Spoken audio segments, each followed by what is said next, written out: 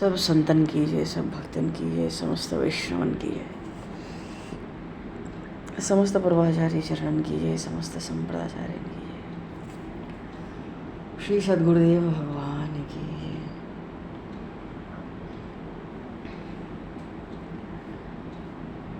गंगा मैया की जय, जमुना मैया की जय, सरजू मैया की जय, गौ माता की जय, तुलसी माता की जय, पृथ्वी माता की जय, काशी महारानी की जय,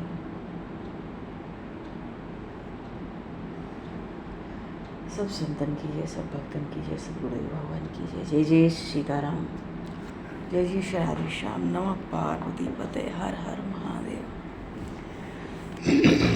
अनंत कोटि ब्रह्मांड नायक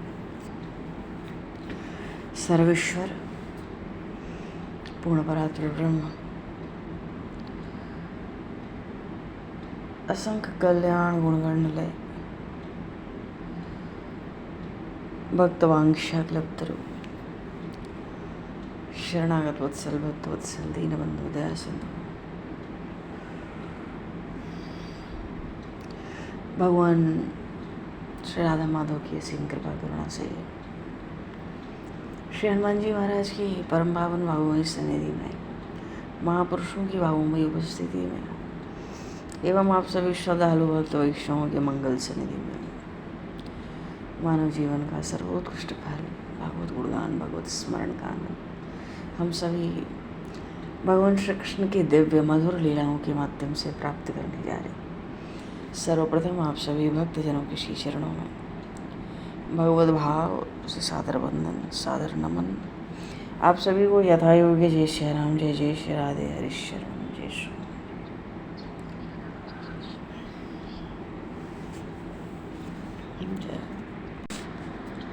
वंशी विभूषितकरान्नवनीरदाभा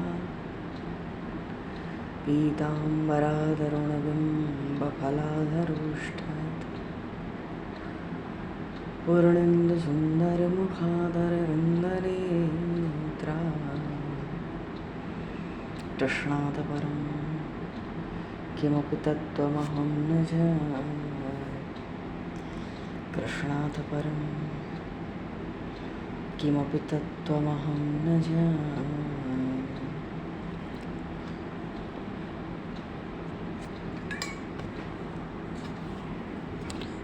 हरिशरण।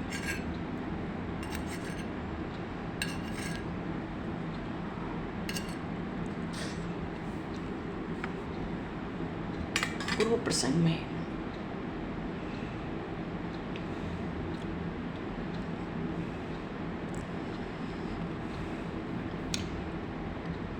श्री द्रौपदी चीर हरण लीला का आरंभ हुआ। द्रुपद की पुत्री है इसलिए इनका नाम द्रौपदी है। इनका एक नाम कृष्णा भी है, पांचाली भी है, यज्ञसेनी भी इनको कहा जाता है। और प्राचीन भारतीय जो महाकाव्य महाभारत है उसकी तो केंद्रीय नायिका भी है। तो ये पांचाल साम्राज्य की राजकुमारी, पर पीछे कुरु साम्राज्य की, कुरुवंशियों की, कौरव पांडव वंश की महारानी बन जाती है।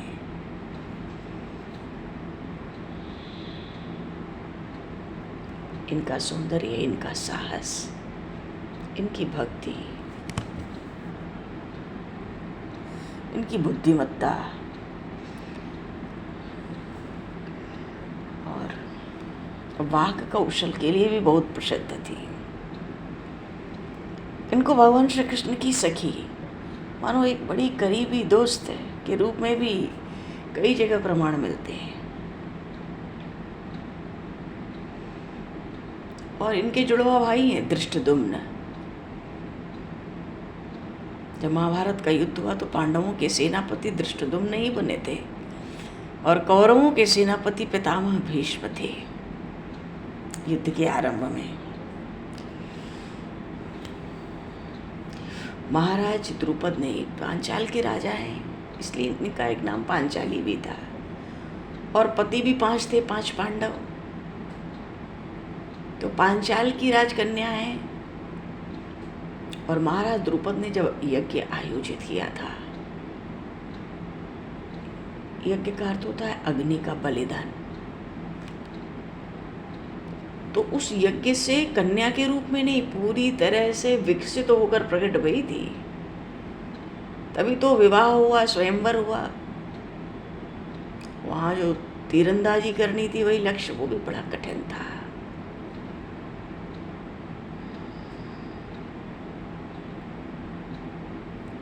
माँ कुंती ने तो अनजाने में ही अपने बेटों को जो कुछ भी वो घर लाते थे उसको आपस में साझा करने का निर्देश देती थी। परिणाम स्वरूप स्वयंवर के बाद द्रौपदी सभी 5 पांडवों की अर्धांगिनी हुई। पत्नी नहीं हुई, अर्धांगिनी हुई, धर्म सम्मत हुई, माता की वाणी से हुई, उस वाणी को सफल करने के लिए हुई।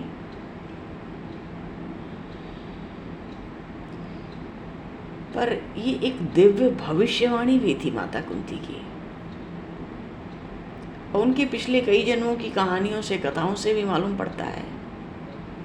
और विवाह के बाद तो इंद्रप्रस्थ की महारानी हुई राजसूय यज्ञ में, पीछे 5 बेटे भी हुए। इन सब 5 बेटों का एक ही नाम था, द्रौपदेयस।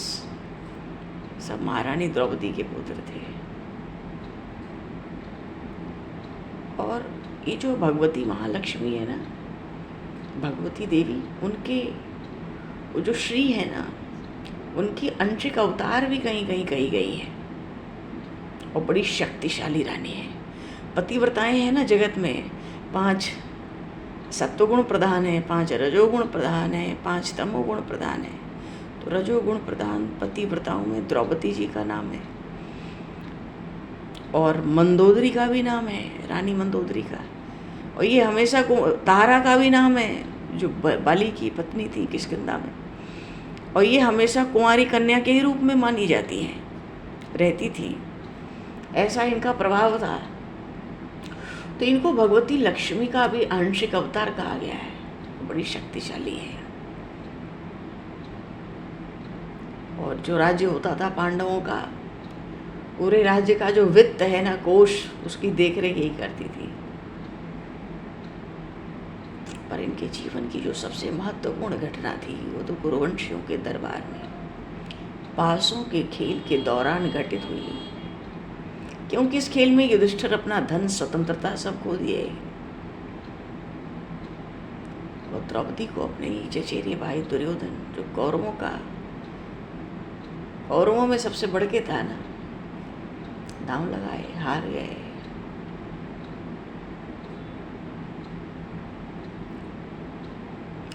तो दासी का पद हो गया ना। तो शासन भी राजकुमार है गौरव वंश का, उस शाही सभा में ले आया।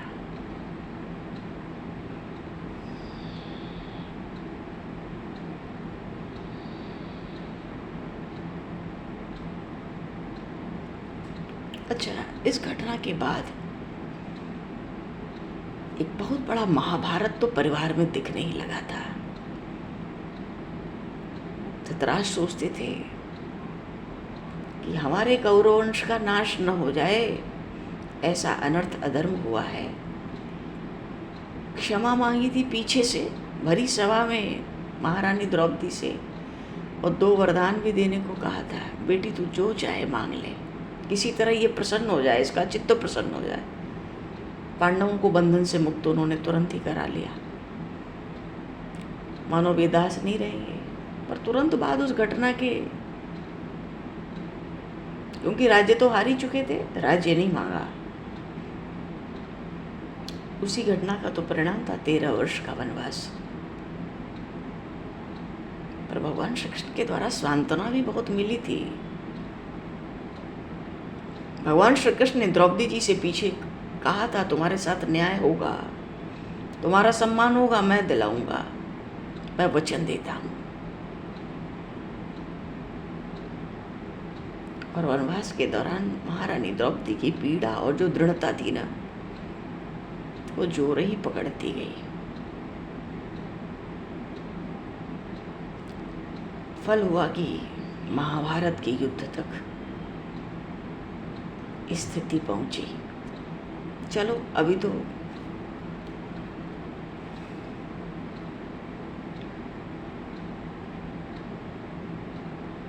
भगवान तो सदा से ही भक्तों के। अच्छा, दुर्योधन ने जब पहले सेवक भेजे थे रनिवास में से महारानी द्रौपदी को बुलवाने के लिए,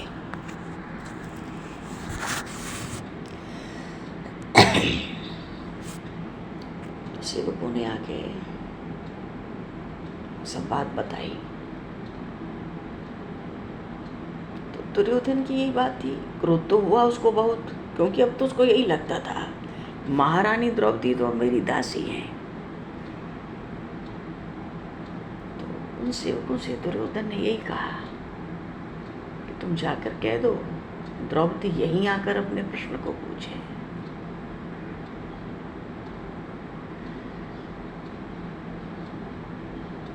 और जब प्रतिकामी ने आके महारानी द्रौपदी से कहा कि दुर्योधन आपको सभा में ही बुला रहे हैं, कह रहे हैं आप खुद ही सभा में जाकर अपना प्रश्न पूछ लो, द्रौपदी ने मना कर दिया सभा में जाने से।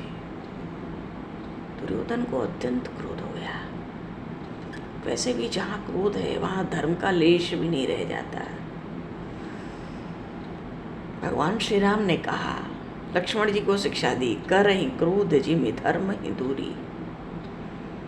क्रोध करने से और जितने अंश में क्रोध होता जाता है, धर्म उस जीव का, मनुष्य का त्याग करता चला जाता है।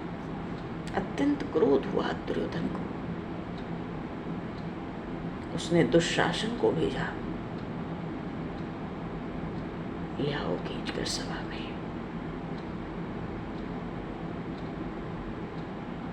ऋतुकाल में है रजस्वला, इसलिए शरीर पे केवल एक वस्त्र था और रनिवास में चली गई थी केवल एक वस्त्र। पर महारानी है, इतने ढंग ढंग से वस्त्र धारण कर लेती हैं ये कि पता भी ना पड़े किसी को कि शरीर पर एक ही वस्त्र है, एक ही साड़ी थी। असमय था, ऋतुकाल।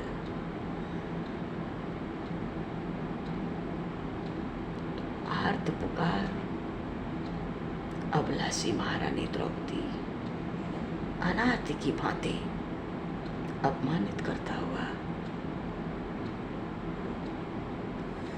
अनाथ क्यों, पहले ही खबर आ गई थी ना, पांचों पांडव स्वयं को हार चुके हैं। एक तो स्त्री जाति तो अबला, अनाथ होने से आर्त आतुरता, आर्त पुकार भी हो गई। बड़ा अपमानित करके दुशासन सभा में लाया।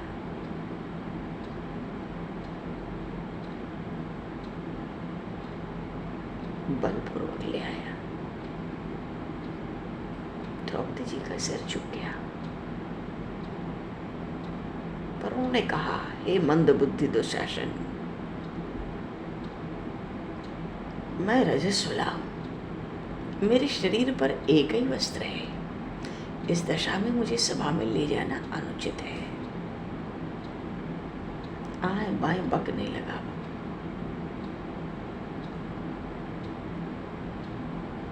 कहता था, हमने तुम्हें जुए में जीता है, तुम हमारी दासी हो चुकी हो, इसलिए हमारी इच्छा के अनुसार अब दासियों में ही रहना पड़ेगा। द्रौपदी ने फटकारा फिर भी दुशासन को, अरे दुष्ट, इस सभा में शास्त्रों के विद्वान, बड़े बड़े कर्मठ और इंद्र के समान तेजस्वी, मेरे पिता के समान सभी गुरुजन बैठे हुए हैं। मैं उनके सामने इस रूप में खड़ी नहीं होना चाहती। हे दुराचारी दुशासन, तो इस प्रकार मुझे मत खींच।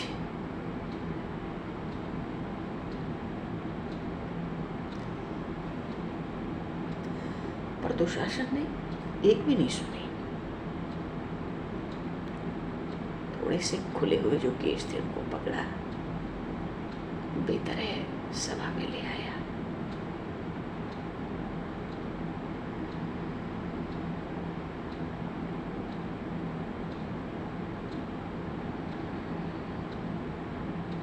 कोई शक्ति नहीं रह गई। तभी तो ये कुरुवंश के बड़े बड़े महापुरुष राजा दुर्योधन की इस भयानक पापाचार की ओर दृष्टिपात नहीं कर रहे हैं।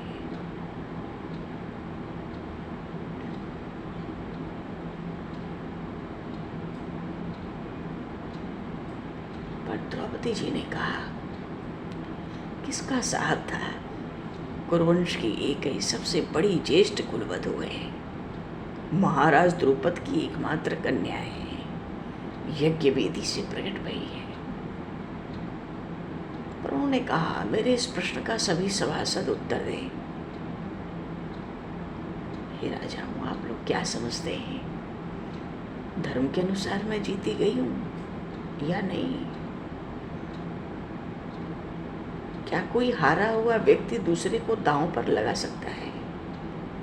बड़ा करुण स्वर था। वो बिलख रही थी उस सभा में, पर अपने पतियों की ओर तिरछी दृष्टि बड़े क्रोध से उन्होंने डाली। पांडव तो पहले ही क्रोध की अग्नि में जल रहे थे दुर्योधन के प्रति।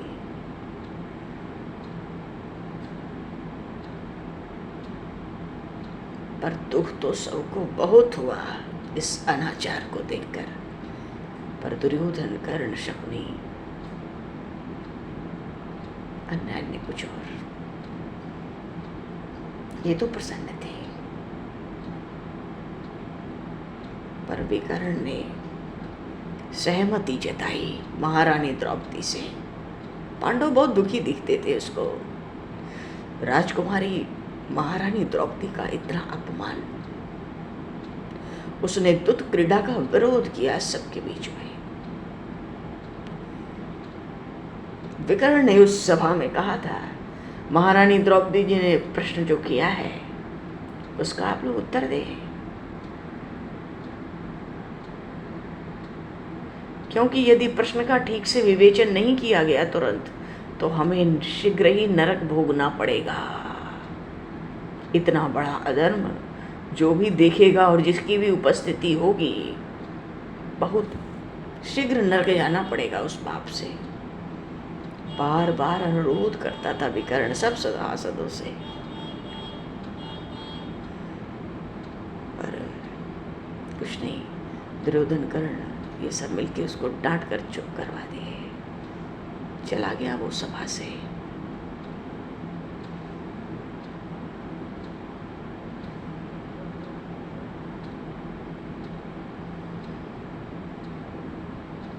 कहीं कहीं प्रसंग आया जब द्रौपदी जी ने पूछा भीष्म पितामह से, तो भीष्म जी ने कहा, तुम सौभाग्यशाली बहू हो कुरुवंश की सबसे बड़ी। धर्म का स्वरूप अत्यंत सूक्ष्म है। लगता है इस कारण मैं ठीक ठीक विवेचन नहीं कर पा रहा हूं। जो स्वामी ही नहीं है वो पराये धन को दांव पे कैसे लगा सकता है? पर फिर भी पत्नी तो सदैव पति की ही रहती है।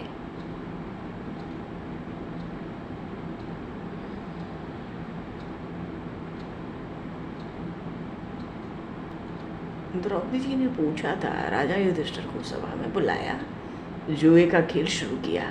इन्हें जुआ खेलने का अधिक अभ्यास नहीं है, फिर इनके मन में जुए की इच्छा क्यों उत्पन्न हुई?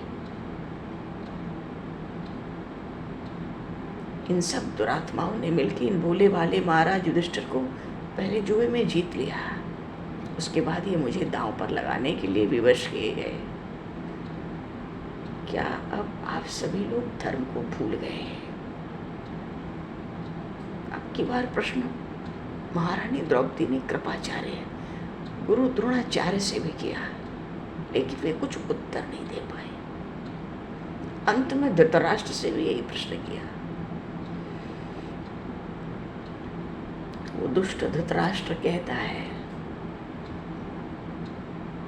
दुर्योधन ने युधिष्ठिर की इच्छा से तुम्हें जीता है, तो तुम खुद अपने पति से प्रश्न करो।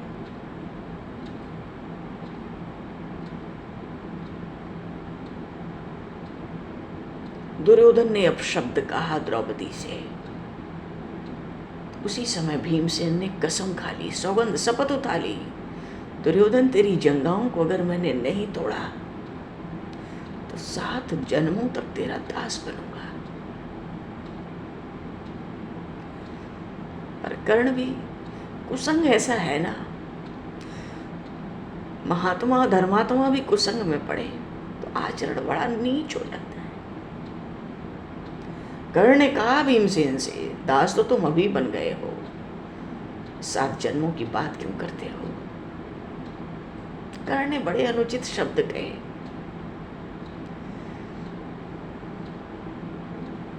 पर अर्जुन ने कर्ण को सूत पुत्र कह के खूब सुनाया। पर धर्मराज युधिष्ठिर ने भीमसेन अर्जुन को चुप करवाया।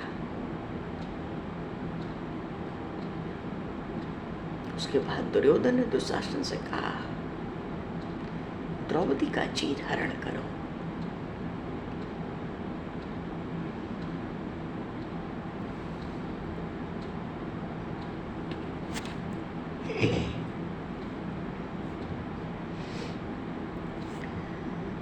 एक बात ये भी है कि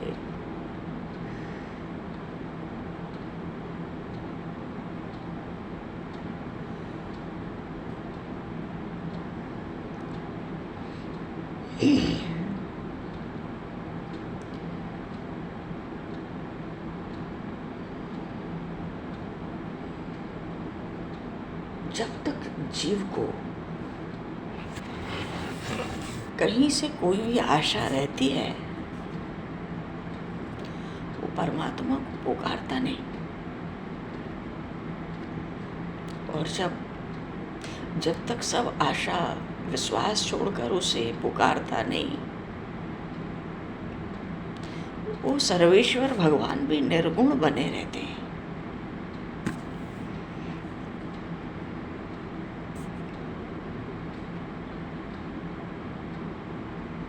पर उन परमात्मा की अपार करुणा उमड़ती है कब? जब सब ओर से निराश होकर जीव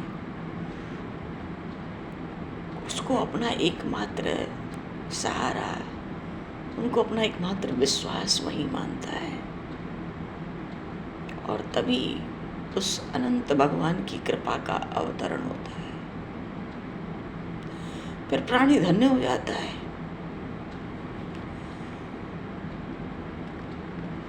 अनंत विश्व सृष्टि में ऐसा कोई संकट नहीं जो उन सर्वेश्वर की कृपा के सन्मुख क्षण भर भी टिक सके।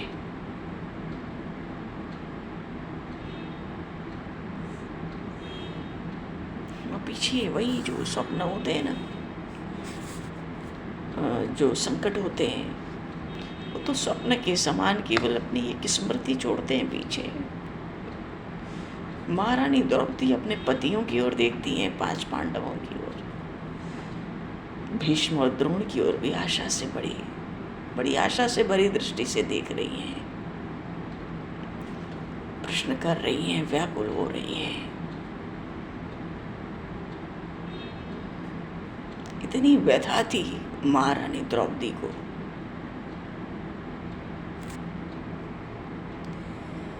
उस व्यथा से वो भगवान जो अपनों के सर्वस्व हैं,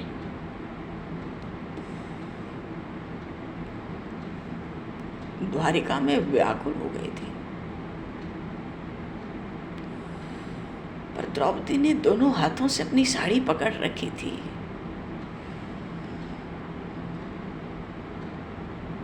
तो जो अपनी शक्ति लगा रखी थी दोनों हाथों से अपनी साड़ी को पकड़ के रखने की, तो वो जो सहारा था अपनी शक्ति का,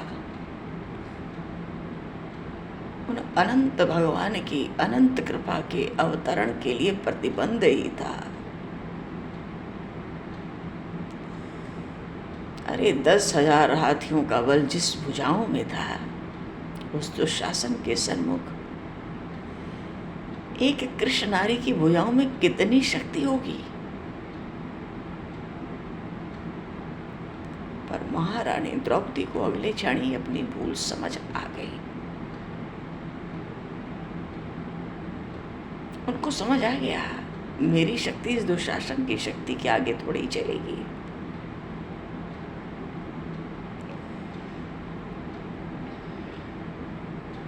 फिर उन्होंने नेत्र बंद किए,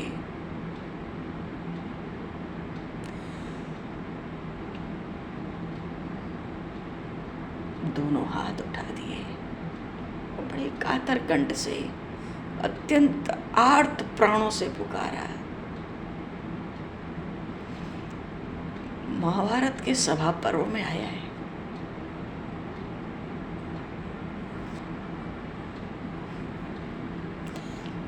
वस्तुतः विचार किया जाए तो इतिहास में न पहले ऐसी कोई घटना हुई न उसके बाद।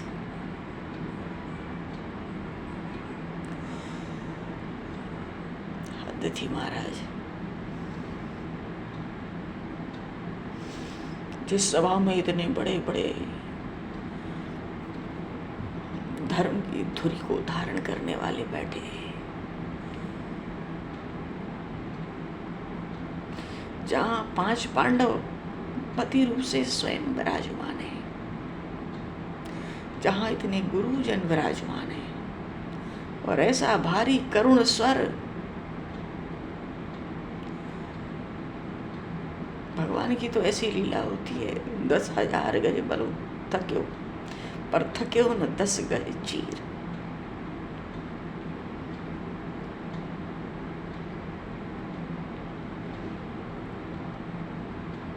पुकारा महारानी द्रौपदी ने, हे गोविंद, हे द्वारिकावासी श्री कृष्ण, हे गोपांगनाओं के प्राण वल्लभ केशव, ये कौरव मेरा अपमान कर रहे हैं।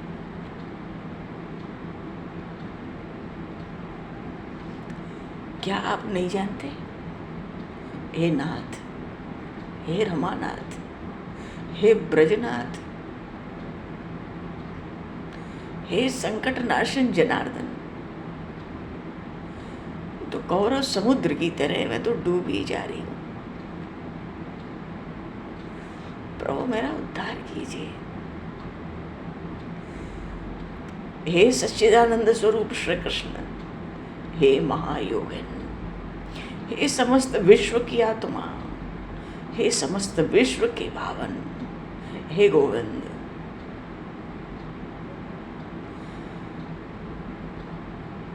कौरवों के बीच में मैं कष्ट पाती हूँ, मुझ शरणागत अबला की रक्षा कीजिए। हे कृष्ण, मेरी लाज तेरी लाज है, तेरी लाज मेरी लाज है। मेरी लाज जाएगी तो तेरी लाज जाएगी, तेरी हंसी होगी, क्या दिखाओगे मुंह अपने भक्तों को?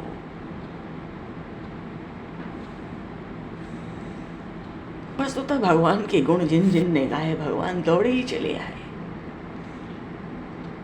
क्यों? अरे भगवान की शरण में आए, भक्त की रक्षा करना। भगवान कहते हैं मेरा व्रत है, सकृत देव प्रपन्नाय। एक बार कोई शरण में आके कह दे नाथ रक्षा करो। वाल्मीकि रामायण में आया, प्रभु कहते हैं सकृत देव प्रपन्नाय तवा स्मृति च याचते अभयम सर्वभूतेषु तदान्वितं व्रतं मम। सदा के लिए मेरा व्रत है, समस्त प्राणियों से उसको अभय कर देता हूं। शरणागत की रक्षा भगवान का व्रत है, भगवान का कर्तव्य है, भगवान का धर्म है।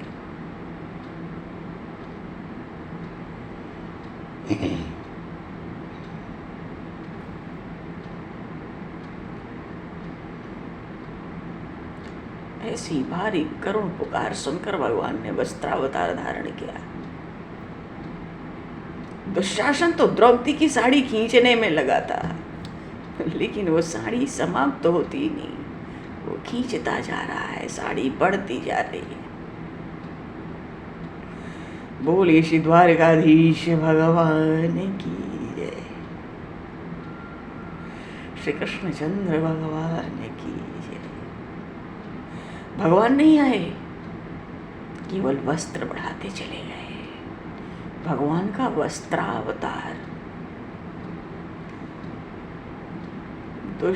दुशासन खींचता जा रहा है, साड़ी बढ़ती जा रही है, चीर बढ़ता जा रहा है महारानी द्रौपदी का। आज सभी भगवान के इस चमत्कार को देख रहे हैं। 10,000 हाथियों का बल रखने वाला वो दुशासन, छोटा सा द्रौपदी का चीर, थोड़ा सा था, लेकिन भगवान का प्रेम देखो, भगवान की करुणा देखो। 10,000 गज बल थक्यो पर घट्यो न 10 गज चीर।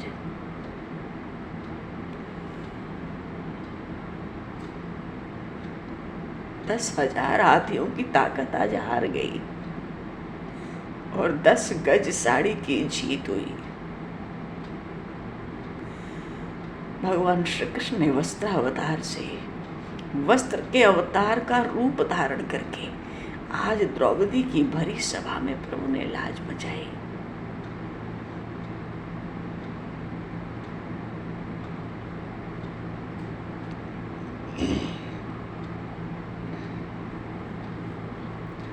बोलिए श्री भक्तवत्सल भगवान की जय।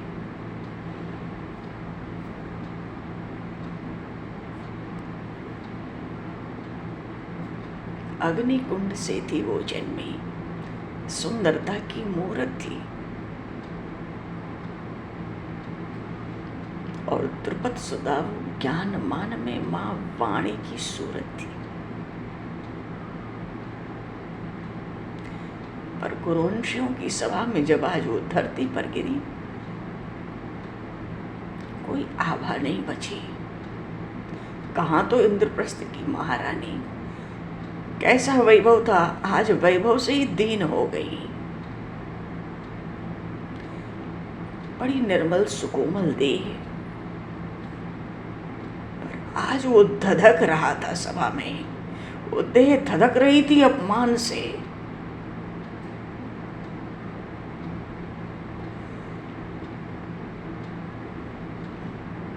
मुखारविंद पे बड़ा क्षोभ था जब तक प्रभु का अवतार नहीं हुआ। आंखें तो निर्झर बरस रही थी उनकी, बाल भी ऐसे दिखते थे मानो काल सर्प बन गए हो।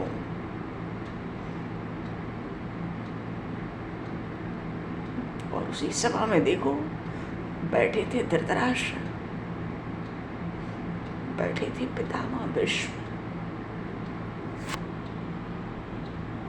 बैठे थे द्रोणाचार्य, कृपाचार्य,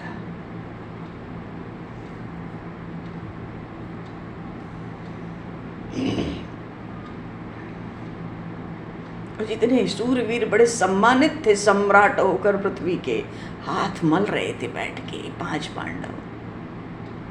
और जो महारानी रजस्वला थी,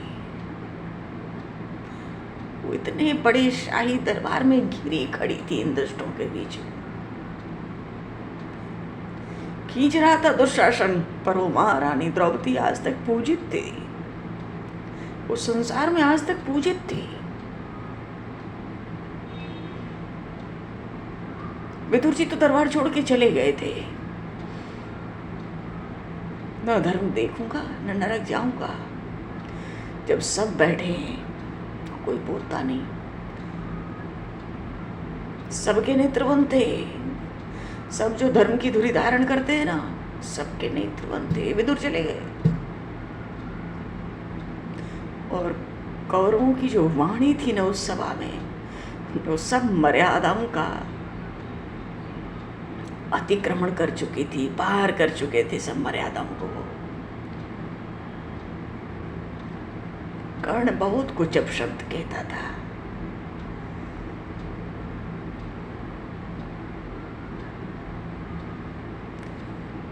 पांडव हारे जा चुके थे ना, इसलिए सब बड़े शोक से व्याकुल थे, मौन थे, लज्जा से खुद ही गड़े जाते थे वो। आज द्रौपदी सभा में पूछती थी, कौन है मेरा? भरी सभा में महारानी द्रौपदी ने सत्य की, धर्म की भिक्षा मांगी थी।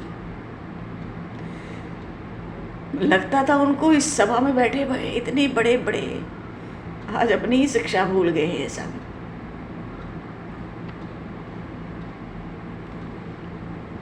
सब धर्म पुरोधा तो है,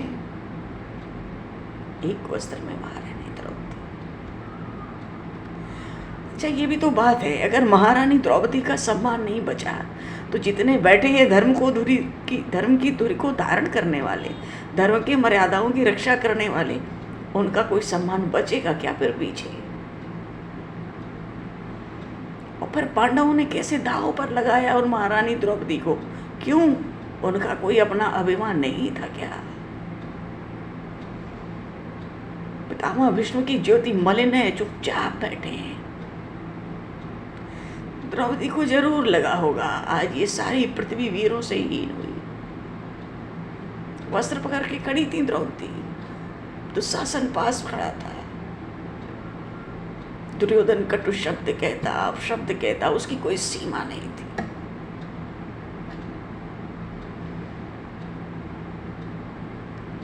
कितने बलशाली थे वो कौरव सभा में, पर जितनी क्षमता थी उस क्षमता से महारानी द्रौपदी पहले लड़ी थी, खड़ी थी, वहीं खड़ी थी।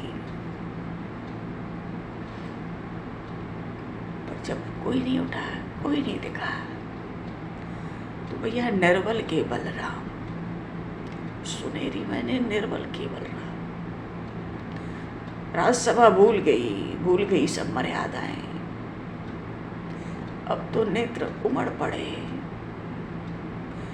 पीड़ा बहुत बढ़ गई, अपना तन भी भूल गई, संसार को भी भूल गई। याद रहे बस वो कन्हैया। बचपन से ही चित्त में था, उद्धारिकाधीश का स्मरण हुआ। द्वारिकावासी हैं, बनवारी हैं, वो गिरधारी हैं, प्रेम रूप गोपी वल्लभ कहलाते हैं। महारानी द्रौपदी को तो उस समय जीवन कितना भारी लगा हुआ, कितना अपमान झेला, पर उनका मित्र, उनका सखा श्री कृष्ण बड़ा सर्वशक्तिमान सुना जाता है। और कब पुकारा द्वारिकाधीश को? जब पांडव भी द्रौपदी को हार चुके थे। अजब खेल की रीत चल रही है भाई, बड़ा विचित्र दरबार हुआ ये तो। उन जीवन दाता को अंत में पुकारा था उन्होंने। ब्रजनंदन है, पूछती है कहाँ छिपे हो भाई तुम? अरे सब जगत के ज्ञाता तो हो ही, मेरे सखा हो, मैं तो शरण में खड़ी हूँ, आज मेरी रक्षा करो। हे मधुसूदन, मेरी लाज बचाओ, मेरी बाह पकड़ो, बड़ा कठिन समय।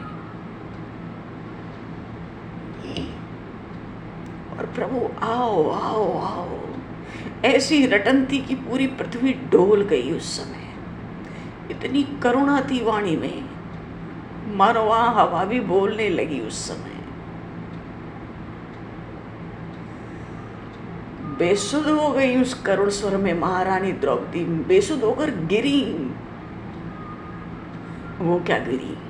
आज कौरवों की सभा में धर्म की पताका गिरी।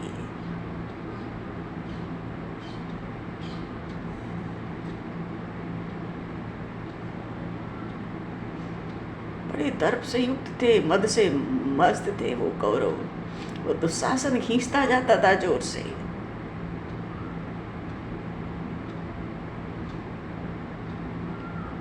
इतना शोर था कि वो कातर ध्वनि भी उनकी सुनाई नहीं पड़ी ठीक से। बड़ा कोलाहल हुआ सभा में।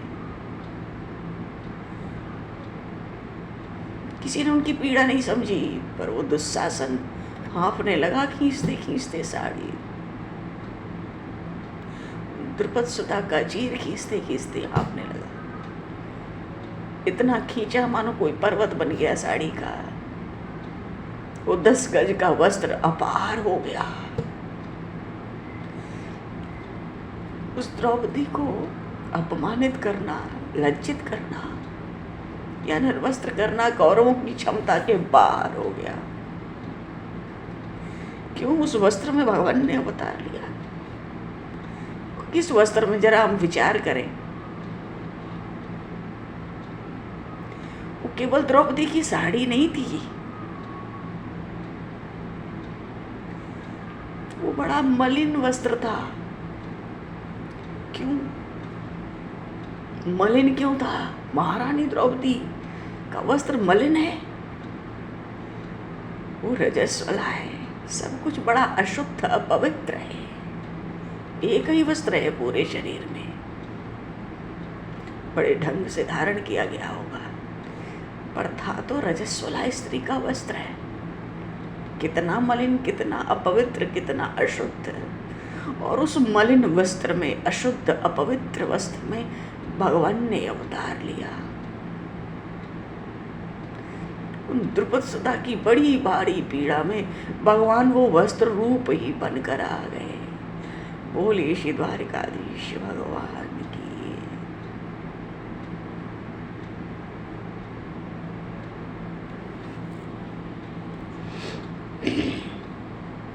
चलो जी, बोलिए श्री भक्त वत्सल भगवान की जय।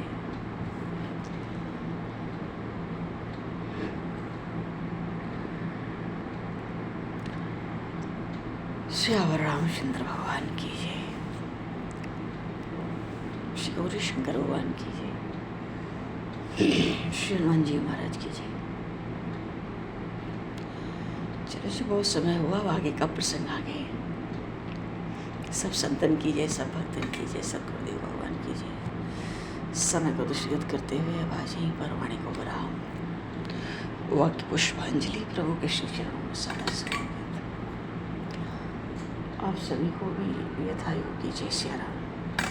जय जय श्री राधे हरे श्याम। जय सिया राम, जय जय श्री राधे राधे हरे श्याम।